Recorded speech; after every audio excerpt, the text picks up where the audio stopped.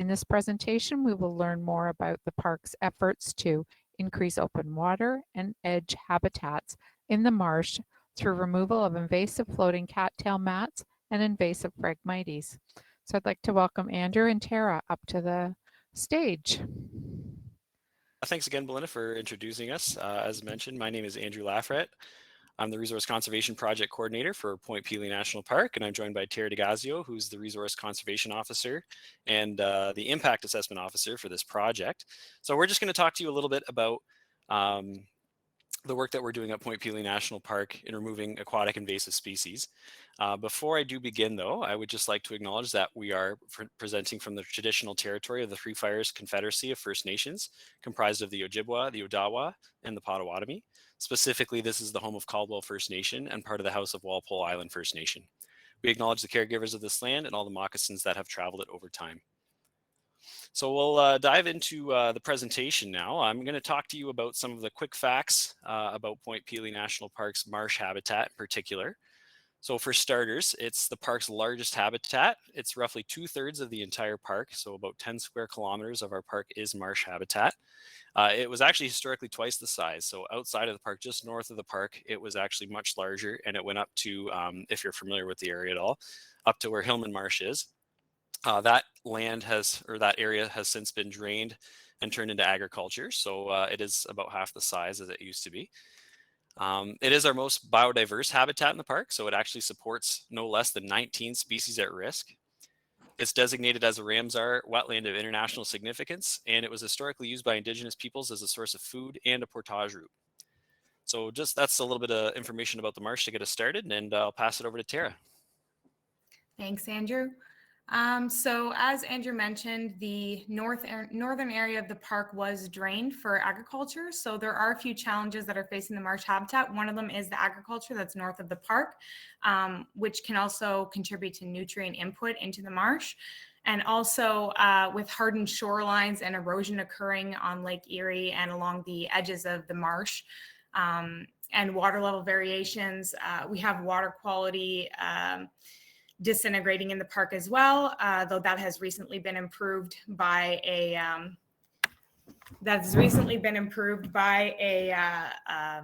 breach that we had in the side of the marsh. So we've had improvements in water quality due to that. We've also had altered hydrology and nutrient conditions as a result of some of these things.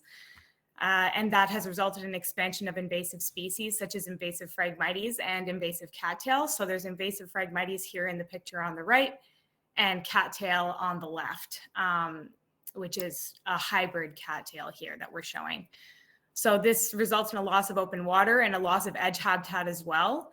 And that's kind of the edge habitat between where you get that emergent vegetation and that open water. And that's really important area for species at risk in the park. And I've given some examples here, such as least bittern, eastern musk turtles, spotted gar, swamp rosemallow, and there's quite a few other species that benefit from that edge habitat, as well as the open water that we're losing.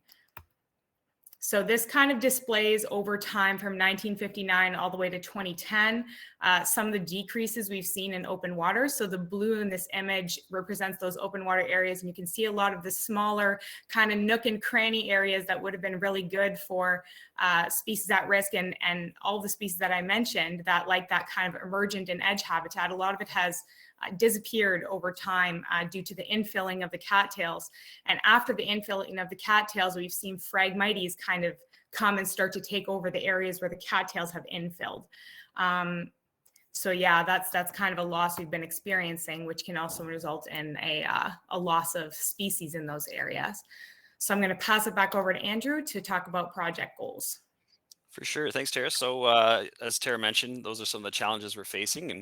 And so we talk about goals, which are meant to kind of reverse those processes.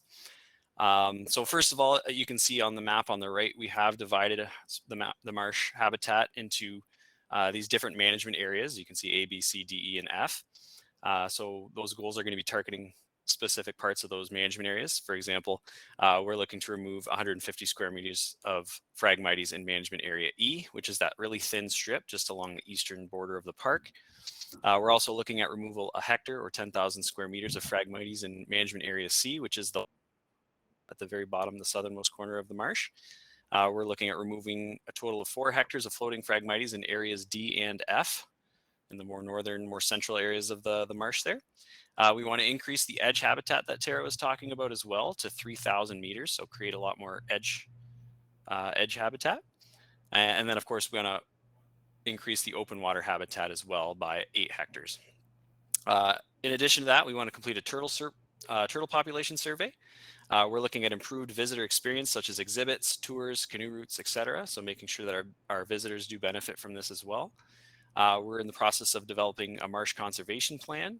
And then, of course, as part of this project, we want to make sure that we have a very good exchange with our First Nations partners and the community of practice, so other members of marsh restoration practices.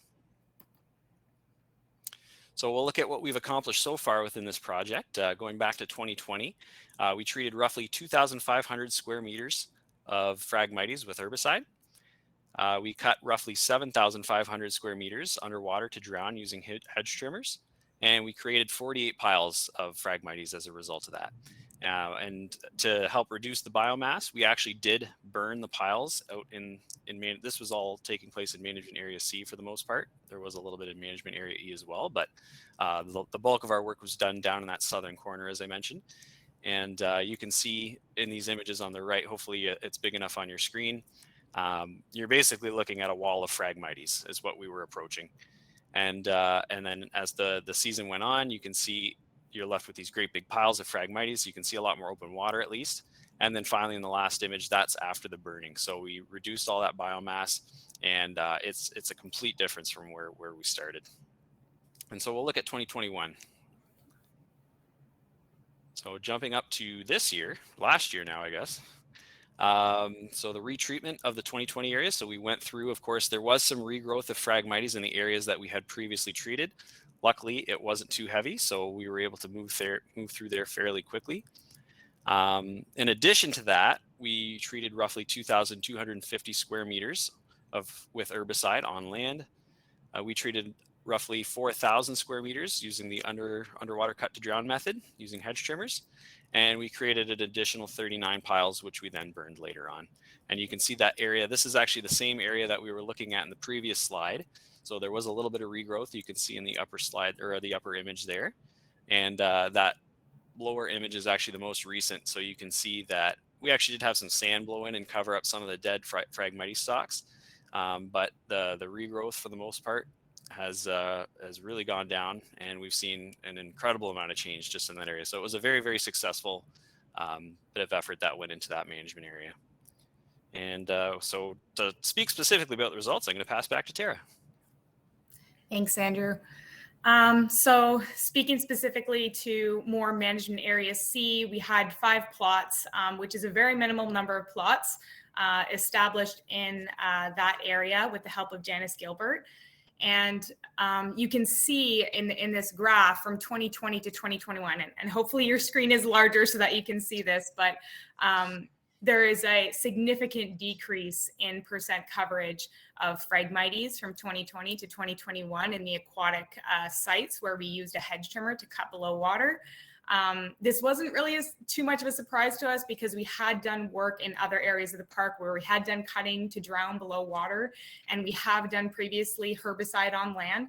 So we knew this was going to be successful. This is us doing it on a larger scale and actually doing a little more monitoring to get that a little more solidified to say, here is the actual numbers to show that. And then also on the right here, this graph is interesting because it shows a slight increase in European frogbit in the site. So, which once again wasn't too surprising since that species is already in the site. So once the Phragmites is removed, it kind of takes off. And that's something that wasn't seen just in our site. It's also been discussed in a paper completed by Courtney Robichaud and Rebecca Rooney in 2021, and it kind of discussed how in Long Point there was an increase in European frogbit after removal of Phragmites. And they had mentioned it was potentially due to high water levels. And it's something we've been seeing in our sites even when we've seen the water levels decrease. And as I mentioned, this is likely because European frogbit was already established in the site before we did the treatment. So one invasive at a time, but we have the Phragmites moving out. We have European frogbit kind of taking off, but we've also seen a rebound of some native species here and there coming back. We did have swamp rose mallow found in multiple areas of the site, and each one of those that was found later on in 2021 had increased in size by quite a bit, and a few of them were flowering as well, whereas before they were very small and kind of stunted under the Phragmites. And we also had some swamp loosestrife coming back. And just to go back to this picture here, I don't know if you can see in the bottom right hand, but there's also cattail that's starting to come back on its own in the site. We're not sure yet whether or not this is narrowleaf cattail or blue cattail, or whether it's broadleaf cattail. So we're not sure if it's one of the invasive varieties or hybrid varieties, or whether it's the native variety. So it will likely come with a seed head next season, and we're going to take a look at that and see what we have. And then for this one here, we've also been, oh, I think this one's yours, Andrew. Yeah, I was going to say, I think it's my turn. Thanks, Tarra. Yeah. So just looking at what other things that we've achieved within this project so far, we've actually field tested our aquatic vegetation cutting machine and the aquatic weed harvester. So the aquatic vegetation cutting machine is the image on the top right. So that's known as the Swamp Devil. And it is a large machine with great big propellers on the front that is meant to actually cut through our cattail mats, our invasive cattail mats, and create that open and edgewater habitat. And then, of course, we have the harvester, which is the image directly below it. That's meant to actually collect whatever sediment accumulates in the water, and then we can create piles on the edge of the cattail mat. So again, to help kind of clean up that open and edgewater habitat. We've also field tested mitigations such as turbidity curtains and towing of machinery. So one of the things about the Swamp Devil is with those big blades, we can't just run it right through the marsh. That is its source of propulsion. So rather than steer that all the way out to the management area and churn up everything we can there, we actually tow it with the other machine, which uses paddle wheels, so a lot less impactful on the marsh, and we're able to tow it out. And it was actually a very, very seamless operation. It went really well this year.